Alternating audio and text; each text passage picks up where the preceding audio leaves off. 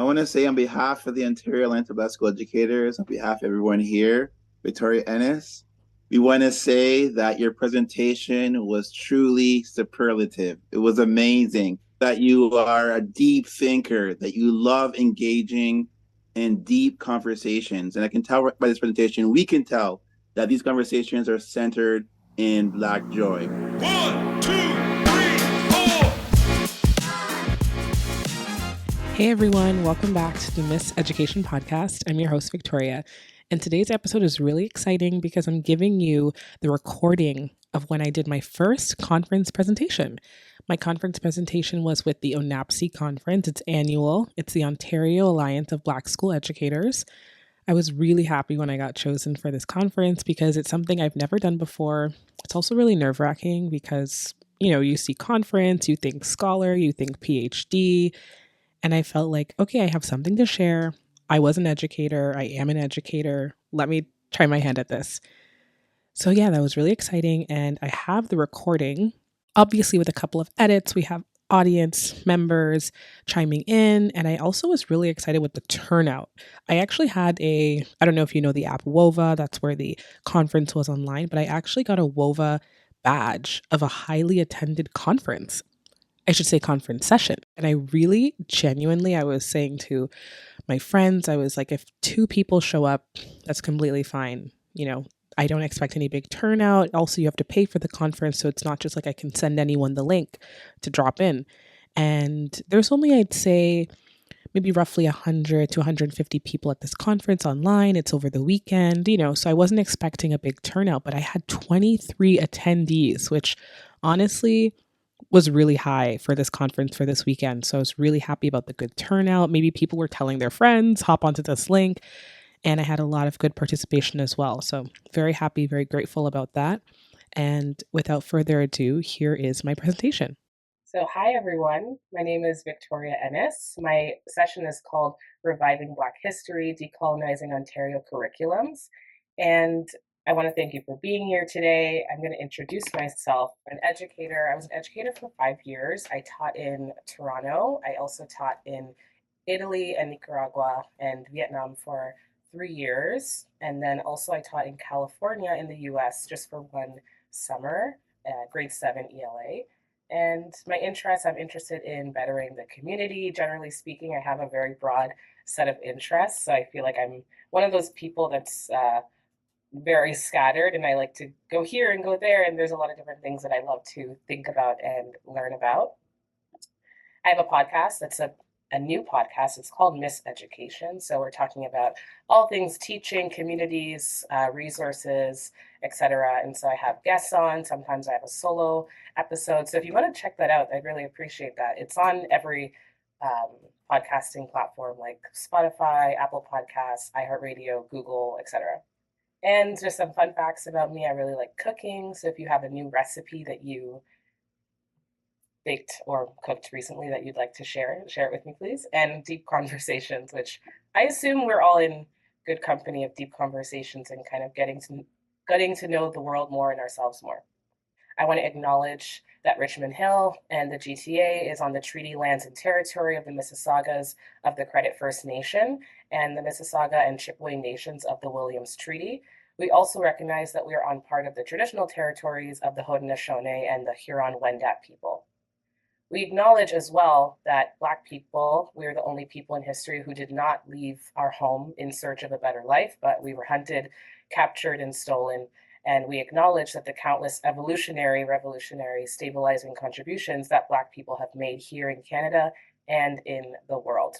So I wanted to start saying that acknowledging our intersectionality, acknowledging that when we say Black people, we are not a monolith and we have to mean it. So land acknowledgements are relevant to Black people as we have coexisted on these Canadian colonial lands for hundreds of years, and Black Indigenous people exist and we should not, be erased. And in the work of decolonizing curriculums, we cannot keep every race and ethnicity in a specific silo. If the only people to understand the connection between Black and Indigenous people are only Black and Indigenous people, then that's a problem. So decolonizing is also doing the work of amplifying marginalized voices and removing us from like the really tidy boxes that the gaze of the dominant culture likes to see us through. So I'm going to introduce first thinking about the theories and frameworks that I like to do that are useful in doing the work. Put the work in italics because there's many different ways that we can do the work. There's different kinds of work. The work is always changing and it means something different to everyone. All of these theories are responding to different critical aspects of society that are not considered, mainly in Eurocentric understandings of ourselves and the world. And these critical theories are important to opening yourself up to what could be, the possibilities, imagining a world that's what beyond what we currently have. So we have decolonial or likes to see us through.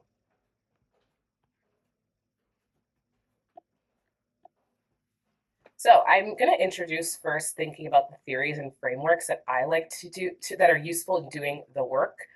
I put the work in italics because there's many different ways that we can do the work. There's different kinds of work. The work is always changing and it means something different to everyone. All of these theories are responding to different critical aspects of society that are not considered, mainly in Eurocentric understandings of ourselves and the world. And these critical theories are important to opening yourself up to what could be, the possibilities, imagining a world that's what beyond what we currently have. So we have decolonial theory, disability theory, feminist theory, queer theory, Black critical theory, and critical race theory. And they help us center different lived experiences as well as different kinds of oppression and power and different kinds of resistance.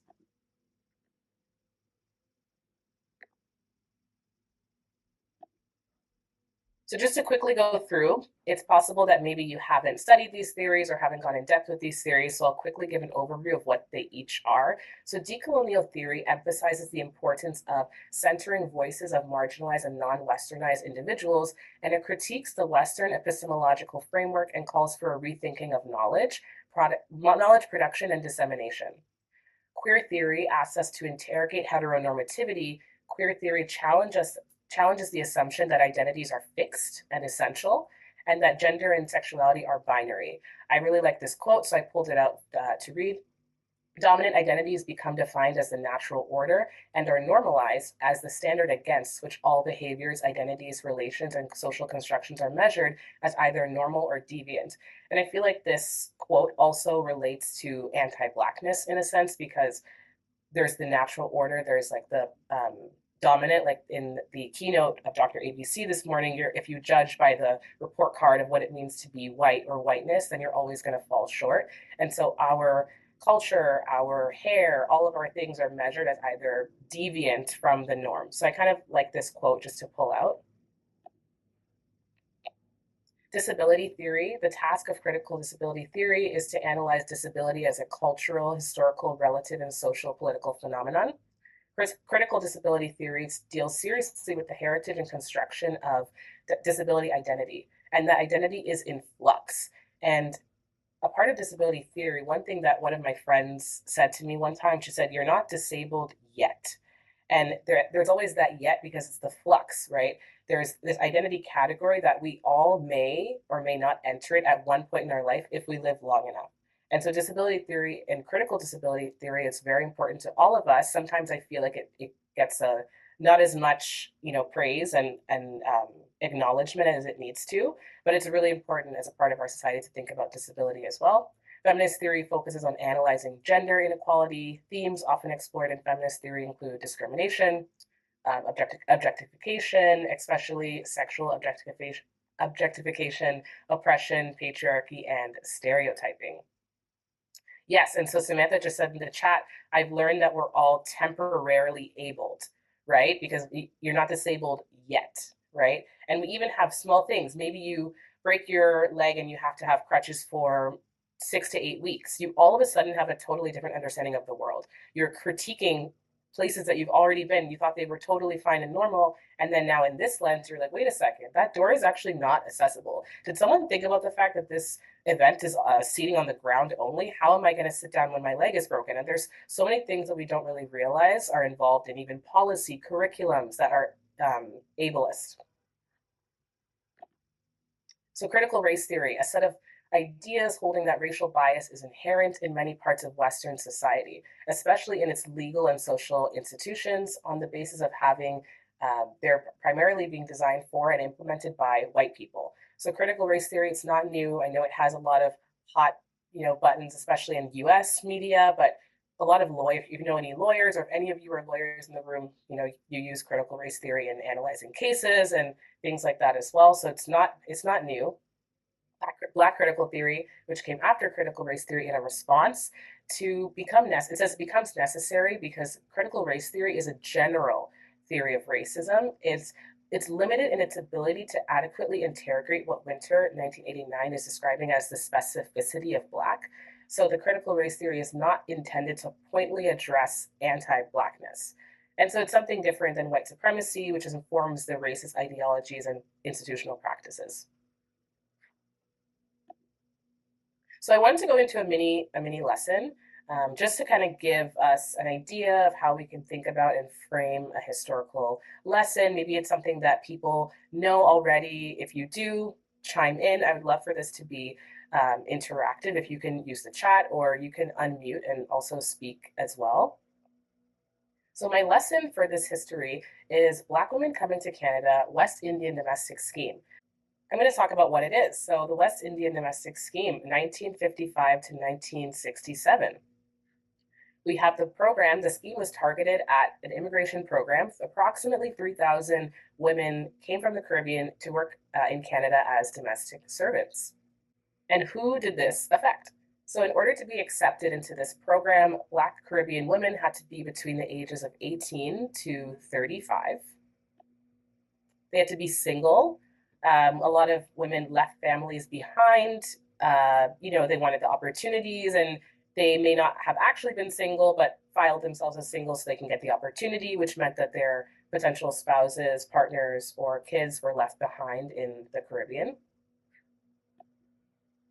And have at least an 8th grade education and pass a medical examination interview with the Canadian immigration. So what happened? After 1 year, women were granted immigration status after they finished the domestic program. They could, in this way, sponsor family members. This was a very popular way for people from the Caribbean to bring family members to Canada. And the women who were under this scheme were the foundation of Caribbean community, especially in Toronto and Montreal, and as well Ottawa. So this program brought women to Toronto, Ottawa, Montreal, and around 3,000 women. That was the beginning, right? The beginning of a huge migration movement of Caribbean people to Canada, starting specifically with women. So why was this happening? Let's think historically why this was happening. Many European Canadian women post-war were joining workforces outside of the domestic realm, and this left a job opening in the space of the domestic realm. As well, the UK at that time encouraged Canada to use West Indian women to continue trade relations with Commonwealth countries. So if they needed people, they would be, looking to the Caribbean. And this also, like we just said, increased Black immigration to Canada post-World War II. So defining the word pioneer, I wrote Black pioneers at the top of this slide. A pioneer, just before I even go into the side definition, can someone tell me, what do you think of when you hear the word pioneer? Someone says pioneers in Canada. What's the imagery? What are you thinking? Who are you thinking of? Colonialism. Yeah. Okay, you're thinking colonialism. Pioneer colonialism. Great. Anyone else? What are we thinking? Pioneers. Okay, colonialism, early settlers, absolutely. So on the side of the slide, I have, a person who is among the first to explore or settle a new country or area. And note, many times settler or colonizer may be a synonym for pioneer. Right now, I wanted to talk about the pioneers of the Black community in Canada. So I'm not really talking about the colonization, but the first, like just using pioneer in the truest sense of the word. Who are the first people to come to Canada? Who are the first Black people to come to create this specific community, right? We know there was already Black people in Canada prior to this program, but not in a large Caribbean community sense. So I just saw this video of Daisy Mae Gordon. She came from Jamaica to Ottawa for this program, and she was talking about her experience, talking about what she did in Jamaica before coming to Canada. And I wanted to show a clip. I hope that the sound works, and then we can just talk more about her experience. What I was saying before, established in 1955, mostly from Jamaica, Barbados, Trinidad, and British Guyana, and then they had to be in good health between 18 and 35. After working for at least a year, West Indian domestic women will be granted landed immigration status. Since a number of these women already had professional qualifications, they left domestic work and had successful careers in other fields. Okay, during this part of the video, or this part of the conference, I showed a video of Daisy Mae Gordon. She's Jamaican. She moved to Ottawa for the domestic scheme program, and she was describing her experience. She was saying that the weather was super different. She didn't know why people were throwing snow at each other. She mentioned what her background was and in what schooling she did in Jamaica, and she also mentioned that they were told make sure that you follow the instructions that their host family, that your family that you're working with, that they set out for you. And she was excited about it, and it was a very different experience for her, but overall she did have a good experience. And during the conference, myself and the other participants, we had a discussion about it. So I'll share that discussion now. Tell me what stands out to you about some things that she was saying, describing what she did in Jamaica, describing what the program was, recruiters, what they told her arriving in Canada. Anything that stood out to you from this video? I find it interesting that she didn't go, maybe it's later on in the video, but too much in depth. Like when they were describing the difference between Jamaica and Canada, they said like, oh, it's not going to be the same as in Jamaica, and she just kind of directly goes towards the notion of the weather. So I'm not sure if like maybe painful things were brought up or were reminded of, and she just maybe just kind of glanced over it. But I just found that curious, the omission that was noted there, saying like it's going to be different in Canada for you, and I'd like to know like what they would have said. Yeah, thank you. That's a great observation. Thank you. Anyone else, you feel free to unmute or you can type in the chat. That she would arrive, she would have to conform to the different standards. Yep, they're letting her know in advance. You must, right? You must conform to the standards. Absolutely. I also found it interesting that they said you must do anything that they ask, anything that they need, you must do it. Make sure you speak to them with respect. And I find that interesting for a few reasons. One, I'm not sure exactly what was the job description, but doing anything they ask sounds like there's a boundary issue there. Again, this is 1955 to 1967. That wasn't necessarily in the employment conversation, likely at that time. But doing anything they ask, as in domestic work, to me seems like there was not clear constraints on what they were doing as work. And then, speaking with respect, she said, of course, I speak with respect in my house, so I know to do that. But I'm wondering if they told the same thing to the people whose houses they were going to. Did they say to them, women are coming to your house, make sure you speak to them with respect, right? Or is it just a one-way pathway for that? I was really curious about that part as well. The ending, to Ian's point, a lot of the, how was it in Canada? What are we doing here? How is it for you? Was around a lot of, I'd say, more shallow topics. How is the weather for you? Things that seem shocking, like are the trees dead? Why are they throwing snow at each other? A lot of cultural differences. And I also do personally wonder if there were experiences that maybe something's coming up. I'm going to talk about something a little bit more, surface level, not to bring up any painful memories. Overall, it does seem like she had a positive experience in the program. But many women arrived without a transitional period, right? She's saying they arrive, they meet the families, there's a climate, cultural differences, likely racism, poor employment standards. And in this way, I'm interested because it's not something where they arrive, they have 2 weeks in a hotel or a shared housing with the other women where they're getting acquainted to Canadian culture, getting to know the neighborhood that they're going to live in, right? They're thrown into someone's house, do what they say for X amount of, for the year, or maybe you're working for a couple of years, depending. So there might have been a lot of, this is my historical speculation, isolation or lack of connection to others. It's not an easy journey to transition at that time. There's not social media. You can't connect with people that easily. And so I can imagine that there was both positive and negative reviews of the program. Maybe someone like Daisy Mae maybe remembered it more positively. Some people do document it that they were overworked and they were denied personal space and feeling isolated. So this is one example, just historically, one example of it was like in this kind of migration time period and what that meant for Canada. So in the 1955, 1967 time period, let's ask our final reflection question of this small lesson. What do you think it meant to be Black in Canada at this time in history? And we can say Toronto, Ottawa, Montreal, just for these like specific women to kind of put yourself into their mind. What do you think it meant to be Black in Canada at this time in history? Anyone can unmute or type in the chat.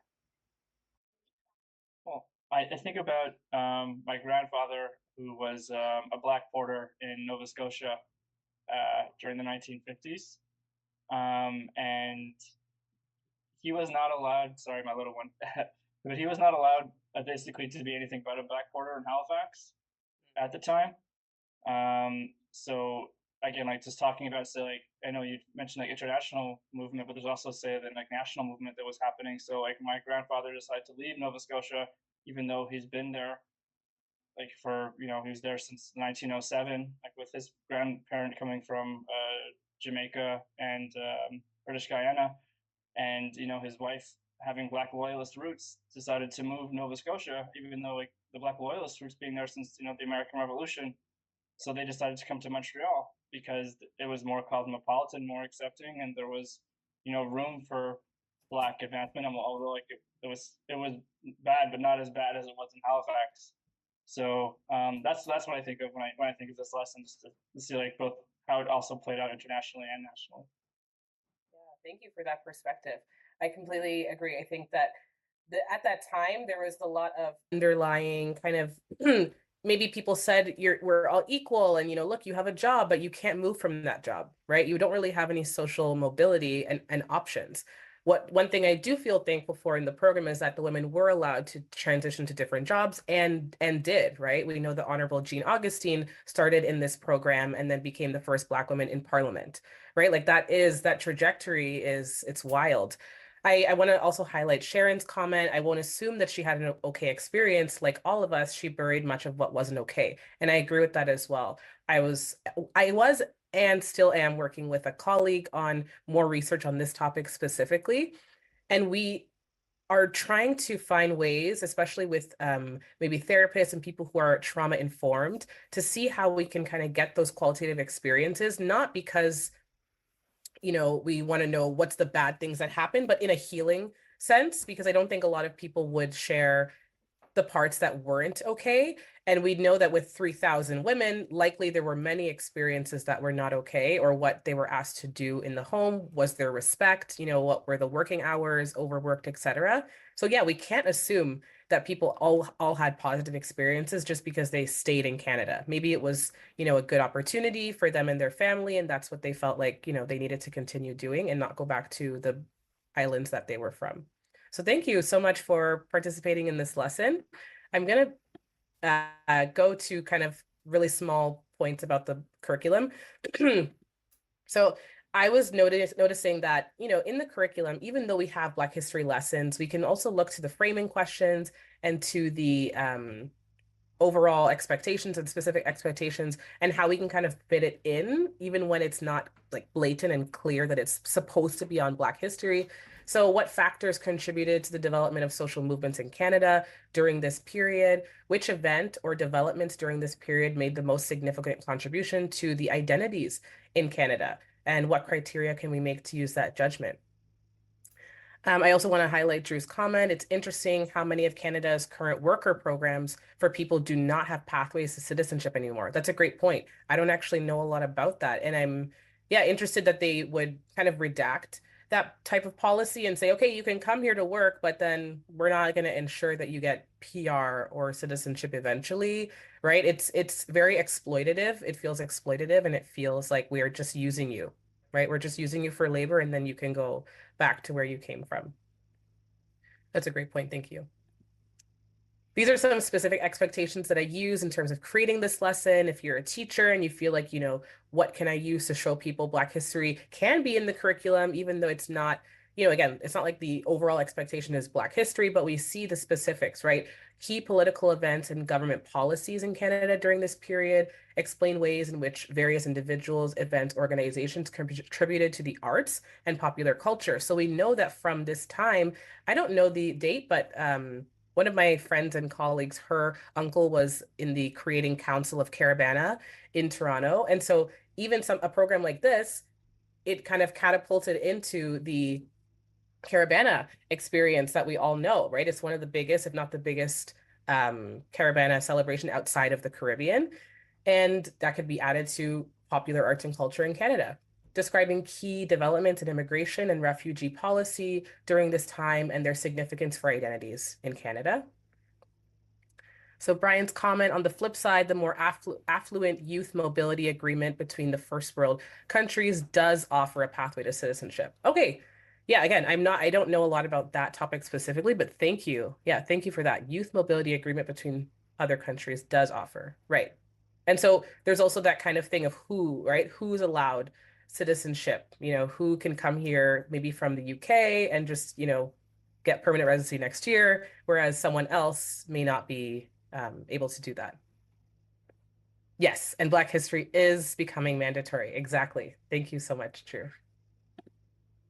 And I have just like another sample question from the curriculum. How important was the role of post-war immigration policy in the development of Canada as a multicultural society? This is a direct example. So maybe a history teacher doesn't know about this migration movement or pattern, but now they do. And then now you can use this clearly in your lesson. It's not something that you had to take away. I remember when I saw the news of the Ontario curriculum, Black history, I saw someone's comment say, well, what are they going to replace or what are they taking out to add this in? Like people were concerned that they'd be losing learning by adding in Black history, and that's completely false.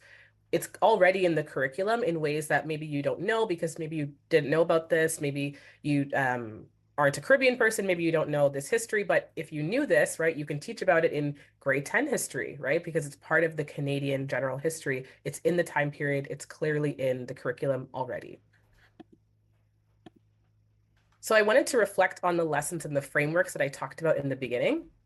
So decolonial theory, we're centering marginalized voices, right? So in this example, we're not talking about, we're not starting from the perspective of, here are some European Canadian women, they felt, compelled to go to work after the World War II. And then the Canadian government decided to do this program for Caribbean women. We're actually starting with Daisy May Gordon. We're thinking about what is she thinking and feeling at this time? She's coming to Canada. What her experience is like. And then on the side, contextually, we can understand that, yes, the reason is because it's post-war. The reason is because they needed people in the home, but we're centering marginalized voices. And a question I like to ask myself when I'm thinking about these lessons is, am I centering marginalized voices or am I just telling their stories through a white lens? So I want to make sure that we're actually centering the marginalized voices and not just, putting in Black people as side characters in the history lesson. Okay, Samantha says, I love how honed in, for a lack of better word, this session and topic is. So often these subjects are presented in broad swaths, but we don't get to broken down to learn about this. Thank you. Thank you so much for this comment, Samantha. So queer theory, so friendship stories.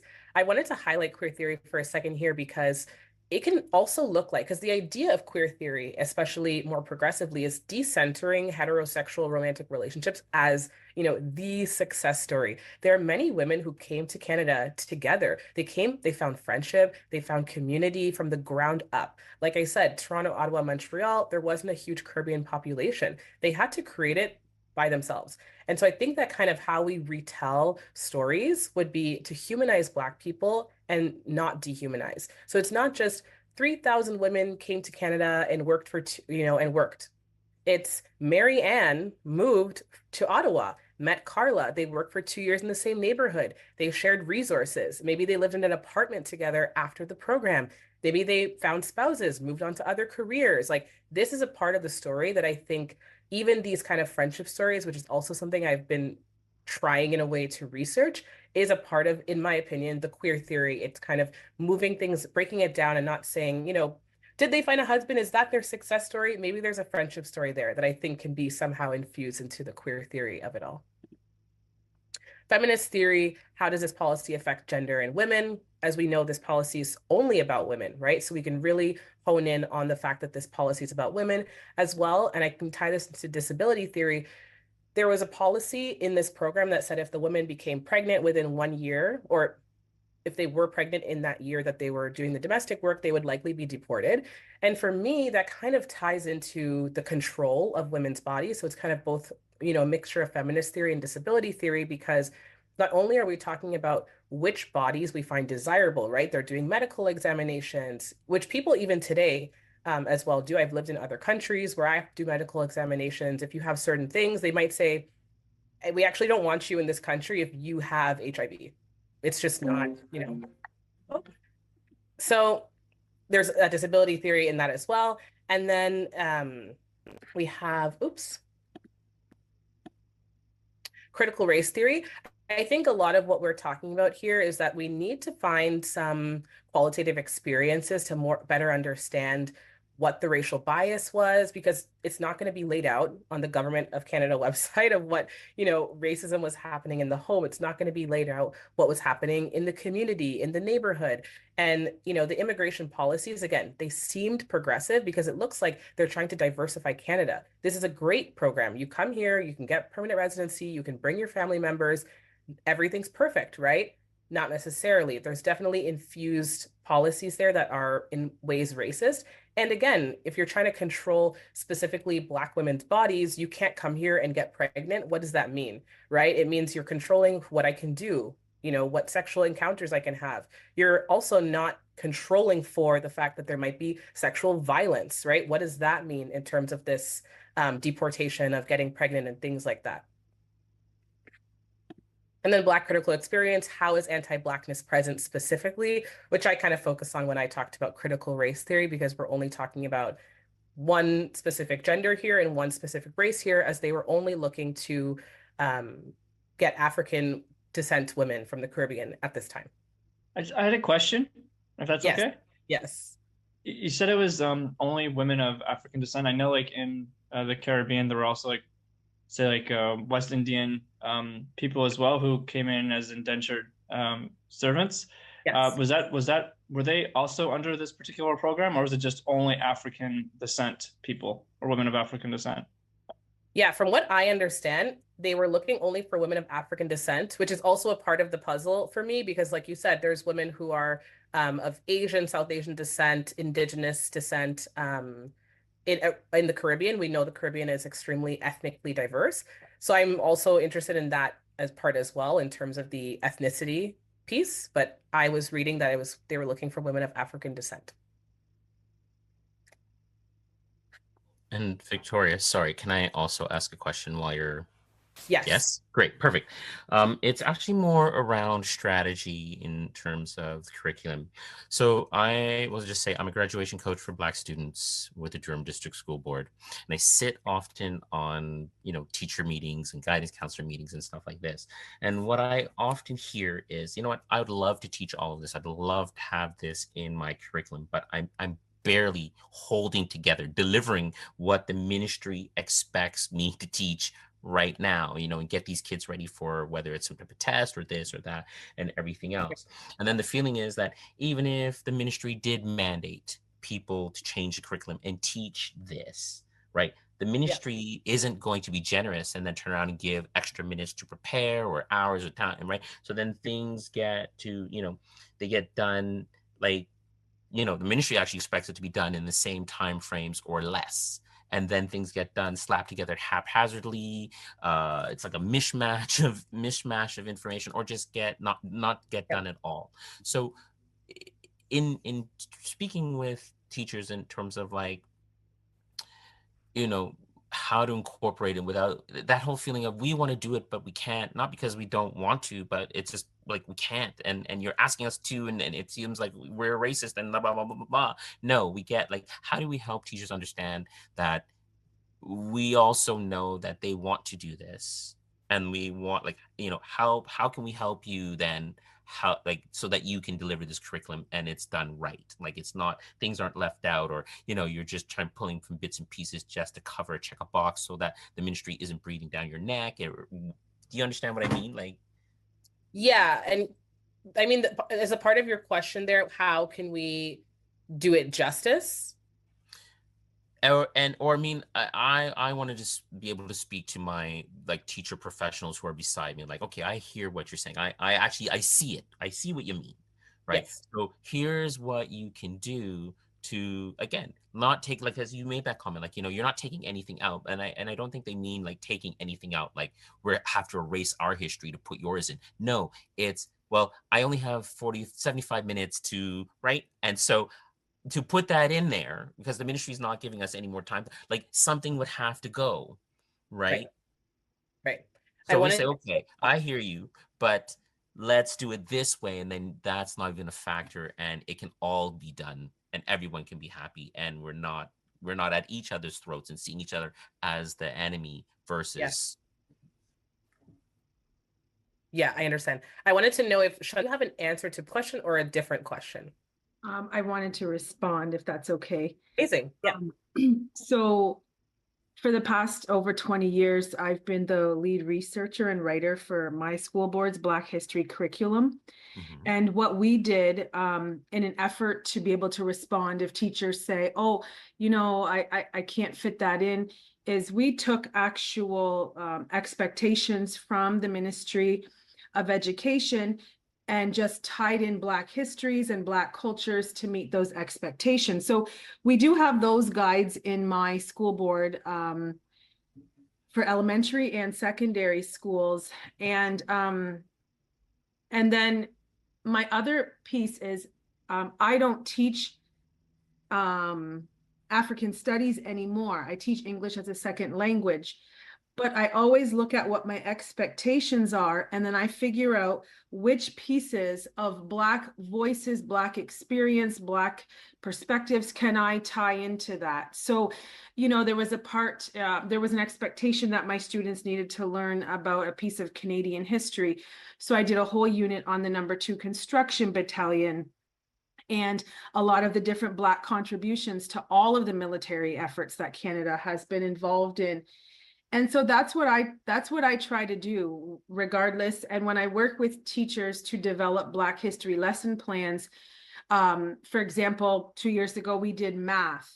So we took specific math expectations and okay, let's tie in, some of the ancient, the Labombo bone, the Ishango bone. Let's teach students about that. Let students try and figure out how these would have been used 35,000 years ago.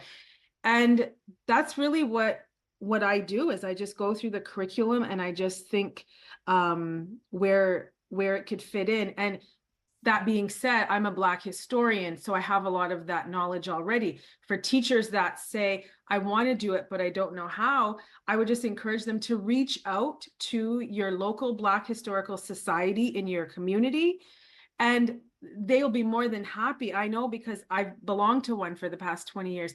We are always happy to meet with teachers and show them this is where you could tie it in. We give books to them, to bring into their classroom. We provide list of guest speakers and field trips so that it can constantly be embedded in the curriculum and in instruction and not confined to just 28 days in February, and not strictly confined to American history as well, because we have a significant amount here.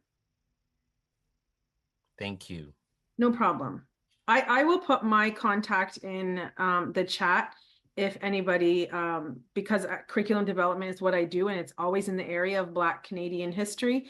I'd be more than happy to help anyone figure out ways to incorporate more Black histories and heritage content in their classroom instruction. Thank you.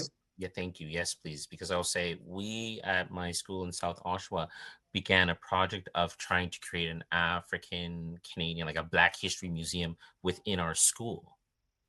Right. And we had like a successful last year, this year, and we looked at working with like various museums like the Textile Museum and getting, places from the Songhai Empire and the Carthaginian Empire. Right. So I'd love to connect with you after this, please. No problem. Thank you. Thank you so much. I was just about to say, I've put her information. It seems like you'd be a great contact. Thank you so much. Hi, and I have to forgive, you have to forgive the background noise. My 6-year-old grandson believes he's Steph Curry, so he's falling in the background. But I just wanted to say too that I'm with the Toronto District School Board. I love that. And a lot of like I was in a space on the first day and did not or a lot of people don't know about in the TDSB in the elementary base of things, we have had a program that has actually been depleted to very little classes. Started in 1967, and it is called the International Languages African Heritage Program, for which we have now about 11 African languages and or dialects and African heritage. I'm one of the African heritage teachers and write curriculum. We write curriculum, it's vetted by the TDSB. It's vetted and it's not passed to go into our program, which we instruct, because we've heard basically, you know, it's not about slavery. It's too multidimensional. We've even heard it's too academic, and we're like, for whom? Academics to teach? So I don't, there's not enough, unfortunately, there wasn't enough space for us to properly introduce ourselves, but we've been working with the Center for Black Student Excellence in the TDSB. We've reached out to ONABSE. I'm also part of or a member of AHAN. For those of you who are not in AHAN, African Heritage Educators Network. Sorry, I got a bit of a sinus issue going on. But we are looking for people to know about this, because you don't have to reinvent the wheel. We went from having an integrated class where children from any background, but we would love, you know, it is geared towards those of African descent, regardless of where you have that identity diasporically speaking. And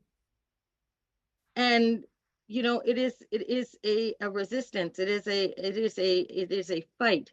And now with the deficit of the TDSB and $7 million, and we've looked at what our program costs, and most of the money is in administrative and not running the program. We've hit wall after wall after wall. So I'm going to put my information into the chat, but like how if some of us had the good fortune of hearing Dr. ABC, and I'm going to be honest and frank, some of our resistance has also come from us, because it's part of the continuing ed. So teachers aren't teaching this curriculum, when really many of the instructors are teachers, have PhDs, are professionals in whatever way. But the important thing is that this curriculum and this opportunity comes to our students. We shouldn't be holding up barriers of supremacy by wondering if only teachers, so-called quote unquote teach, or not so-called quote unquote teachers that have gone through teachers college are teaching this.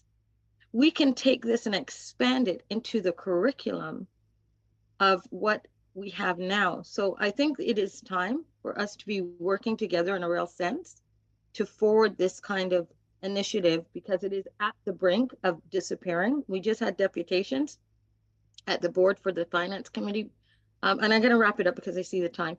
The finance committee of the TDSB, where we had students, former students, like some of my former students, some are Olympians, some are educators, you know. Oops, I'm trying to put my information in the chat here. And you know, they had their testimonies, right? It's important that we understand what we have available now that can be built on. Like Chantel was saying, there are many of us who are doing the same things. If now from this gathering, which I have found Black joy in, let me tell you, having this weekend, where we can now recreate relationships and connections and take them places to reinforce that Black joy and get that Black joy into curriculums. Because I tell you, when I was sitting in a board with people who told me I had to rename the Barbados insurrection because insurrection was too academic a word, I'm like, pick up a freaking dictionary. I'm not changing it. You know what I mean? These are the battles that everyone in here, including students that are here, have had. There's probably not one of us in here that can say we haven't had some sort of resistance celebrating our joy. So I'll end it there. And sorry to talk so long, but even little ballers stop balling. So I'm gonna just put in some information, and I'm ready. Like, please contact me and we'll go from there. Thank you so much. Thank you. I will just really run through my last couple of slides. So allowing students to see themselves, just to bring it back to the students, just as Lisa was just now, Black history can uplift and bring untold stories, humanizing Black people in areas that are typically overtaken by whiteness, i.e. pioneers in Canada, folk music, prominent political figures, philosophers, and many more. And continually using intersectionality in our work is also decolonial work. So I have like a very quick, I did a study, a small research study about how do Black queer adults make meaning of the intersection between Blackness and queerness within the Black community. And we had one excerpt from a participant that said, growing up, my identity was always contingent upon the space I was in. In my predominantly Black spaces, I was the shy one. In non-Black spaces, I was the shy Black girl. I had no idea about the realms of identity that beyond those two markers. So we're seeing that people when they were younger, adults when they were younger, had this kind of identity crisis in a way of how to understand themselves as a Black person and a Black girl. And then we have this one, it's a trigger warning of sexual assault. When I reflected upon my own childhood molestations at the hands of another girl, I feared that it meant I was not a virgin and therefore not worthy of a good husband. I thought maybe it was the reason I was queer, as if the only way to be that way had to be born a tragedy. And that quote also really stuck out to me because there is something about people not understanding and not seeing themselves in their community, in their elders, that they feel like if I'm already told that this is a problem about me, my identity, is this the reason this is happening to me? And we need to, validate our students that, in those examples, they're conflicted. We're unique to each person. And we don't want to leave it to adulthood for our students to be confused about themselves, and giving our students an affirming space in their Blackness and all of their unique identities from a young age is really, really important. So I want to say history is now. And, we have takeaways about the frameworks, community engagement, how to decolonize your curriculums, and creating your own curriculums, which we kind of talked about, especially in this post discussion. Before the 2025 release of the Black History curriculum, you can be the trailblazer in incorporating your own sense of Black history in your classroom. And students are at the core of what we do and why we do it. So thank you very much. Very quickly, but I also had in this slide, I said, adding a Black critical theory to our history lens, we can emphasize Black history in Canada by kind of asking the questions, where were Black Canadians at this time, to center ourselves when we look at history. Again, you're actually putting it through, not through history through the white lens, but thinking where were Black Canadians and centering the voice of where we are at that time, and then using that as a launching pad as opposed to thinking about a historical event and then saying, oh, there were also, a Black soldier at that time. It's like a side character, right? We don't want to use Black people as side characters. So I wanted to emphasize that as well, since I didn't say it before. So I've been, wrestling with some of these ideas of I guess, like the content of the curriculum itself. So I often think, is the curriculum a document that engages in epistemicide? Like, is there something where it's built on not necessarily raising up different epistemologies? Is it just like deconstructing epistemologies, and I mean deconstructing it in the worst possible sense? Is it then like our responsibility to completely deconstruct, break down the curriculum document itself, and then build something new? Because it seems like to me what we're doing, and we've been doing this over the last 20 odd years, is that we've been kind of tinkering with the curriculum documents themselves and sort of reframing them in particular ways. But I often go back and forth. Is that good enough? Because I think about, the idea of like using the colonizers' tools against them, right, in order to create, say, projects that do promote certain epistemologies that are, that are founded and grounded within, like like indigeneity or blackness. Like, so, but then I also go back and say, well, is it really possible to do that with those particular tools that we've been presented with, like, over these particular decades? So is the curriculum, I guess, like, it comes down to like this existential question, like, is the curriculum worth saving? Like, is it worth just continual refining and retuning and trying to be, say, like, trying to impose, or trying to pose different, say, different theoretical frameworks on it, like decolonial theory, queer theory, feminist theory, like Black phenomenology or Black existentialism, like within these particular projects? Or is it something that we need to tear down and build something new?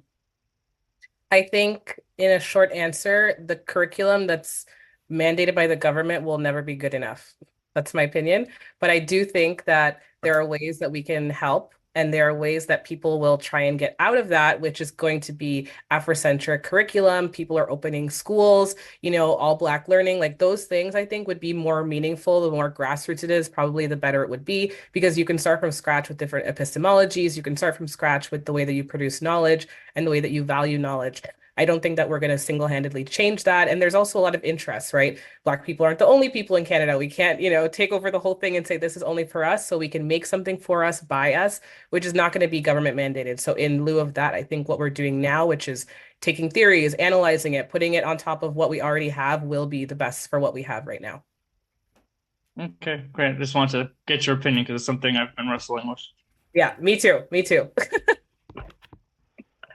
But if not, great. Yeah, thank you. Sorry, I was just going back to what all of the theories that you use and the feminist theory, and also thinking about how Black domestics, women who were domestics, came to work in homes where women were already in the household doing the traditional work, and it just shows you as well how the difference between feminist and white feminism, and what Black women experience or were not part of a conversation around a feminism at the time, but we were always the vanguard. We were always the pioneers, right, for ourselves. I was thinking, so many ways that we can connect. One thing before Amani is going to thank you and we can close. The other thing is, in our school board, which is the Hamilton Wentworth District School Board, we are, I guess, championing a pedagogical approach that is CRRP, Dr. Ladson Billings and Dr. Gay. So we're pioneering that approach, which really captures all of your theories and frameworks. If educators think about how they are going to have their students honored and reflected in their curriculum, and even from a global perspective, the students who identity is invisible and visible, so they can't assume any particular identity, but to ensure that all those students see themselves and are represented. It's another way, if you think about CRP, it's another way to ensure that you're actually looking at the curriculum and delivering curriculum that is empowering and affirming to identity. Yeah, thank you. It's like you could just keep this up in your office where you work and just think about, how am I answering the questions or responding, to those parts. Because I feel like that's something that I think about. I keep forgetting, and then I come back, I'm like, wait, this solved my problem. I was looking for the answers to how to like diversify, decolonize the curriculum. There it is. There are the questions we need to ask. Yeah. For sure. All right, Amani, I'm passing it on to you, sir. Yeah, thank you, Sharon. I want to say, on behalf of the Ontario Atlantic School educators, on behalf of everyone here, Victoria Ennis, we want to say that your presentation was truly superlative. It was amazing. And we want all of the family members here to put in some positive emojis and affirming emojis. You began the conversation, My fellow Richmond Hill person, because you said you're from Richmond Hill.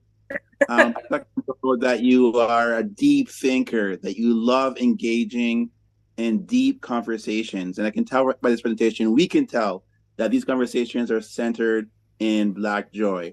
And we really appreciated the fact that you really introduced a number of different theoretical frameworks that challenged Eurocentric perspectives. Everything from decolonial theory to feminist theory to queer theory to disability theory to critical race theory. And I never heard about the Black critical theory. So I want to thank you for really highlighting those theoretical perspectives that directly challenge Eurocentric perspectives that are unfortunately still prevalent in many of our schools.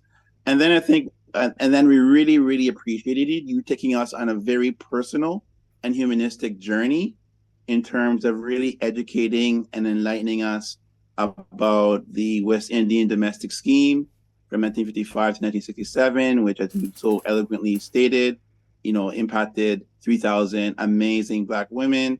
And he shared, some of the challenges, some of their experiences coming to Canada, as domestics, their courage. Really appreciated that.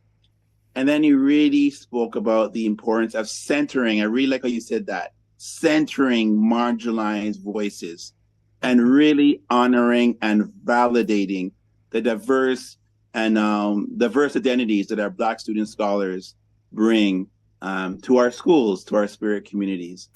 And then he also mentioned the fact that in your presentation, how, this history is important for all of us, and how Black Canadian history, will become mandatory, I believe is in 2025.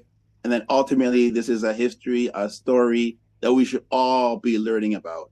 And ultimately, by learning about this story, as you so eloquently stated, we can create a Canada that is more equitable, that's more inclusive, that is more loving, and that really affirms the richness, the depth, the beauty, the joy of the Black experience in Canada and worldwide. So we want to say once again, Victoria Ennis, on behalf of everyone, you are truly amazing. This was truly inspiring. This was truly uplifting. You have made your African ancestors proud. And we thank you once again.